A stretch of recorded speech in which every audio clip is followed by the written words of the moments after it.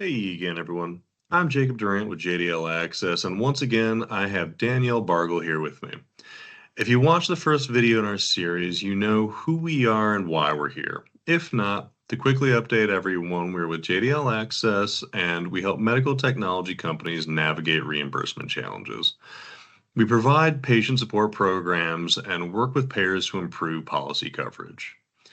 We're here to talk about some potentially significant changes coming into Medicare's local coverage determinations, or LCDs, for skin substitutes. Over the course of a few videos, we're going to break down what's happening with Medicare, how commercial insurers are responding, and what that means for patient access. Danielle, do you want to reintroduce yourself? Yes, absolutely. Hi, everyone. I'm Danielle Bargull, and I'm the senior manager here at JDL Access. I've been working in the world of wound care for a very long time, and I'm excited to continue our conversation today. All right, so picking up where we left off last time, let's dive into supporting Medicare claim submissions for skin substitutes. We know things may be changing with the LCDs as we discussed last time, but whether or not they actually do, the claim submission process should stay the same. And we know that some Medicare administrative contractors or MACs have LCDs and some don't.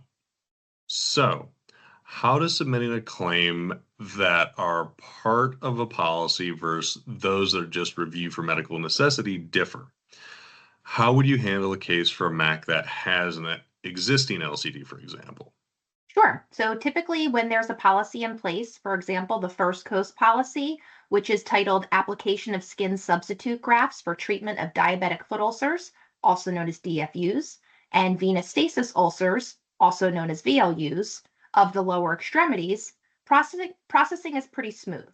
Our team would simply check to make sure that the patient is, in fact, a traditional Medicare patient, confirm that the proper diagnosis and CPT codes are in place, ensure that proper guidelines on product use are being followed, and that the provider is documenting any excess discarded product. Okay. So now what about submissions with skin substitutes for those MACs that don't have a policy today? Yes. Okay. So there are 4 MACs that currently don't have a policy. The process of the submission is pretty much the same, but without an official policy, there's always more scrutiny on whether the provider has properly documented medical necessity. With that scrutiny, there is a greater risk of denial. So this is where our patient access services would really kick in. Since traditional Medicare does not typically allow prior authorization, we would follow the same steps just discussed, but then also be prepared to help appeal any denials of medical necessity on the claims. Medicare Advantage, which we will talk more about on our next video, should follow the Medicare fee-for-service policies, but sometimes differ to their own commercial insurance policies. So we want to be on the lookout for those as well. Is that basically the same hurdle when you're substituting for an application of skin substitutes outside of the indications specific on the LCD? Yeah, most LCDs are written for lower extremity chronic non-healing wounds or specifically on DFUs, VLUs. But in the world of wound care, we see these products being used on various other types of wounds, including pressure ulcers, traumatic acute wounds. For any wounds that we see outside of what's written in the policy, the providers really need to ensure that they are documenting medical necessity. Okay, and that makes sense. So last question for this video. Can you tell us the benefit of using a third-party access team to appeal these claims versus building out their own internal team is? Yes, so a lot depends on the scale and the experience of your team.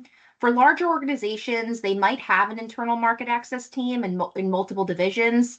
It often makes sense to have an internal support team as well to make sure that if they can be efficient, they would need a predictable volume of claims to hire an entire team of individuals with the right experience. For many small and mid-sized organizations, it's often more efficient to outsource to a company like JDL Access, which has a team of people with experience who do this work every single day. That makes sense. All right. Thank you so much for your time, Danielle, as well as everybody who took the time to watch today. We'll see everyone on our next video. It's going to be all about skin substitutes for people who use commercial or private insurance. For anyone out there, if they have any questions at all, please Don't hesitate, reach out to JDL Access, and we'll make sure answer any questions. Other than that, though, we're looking forward to seeing everyone next week with our video then. Thanks, and see everyone then.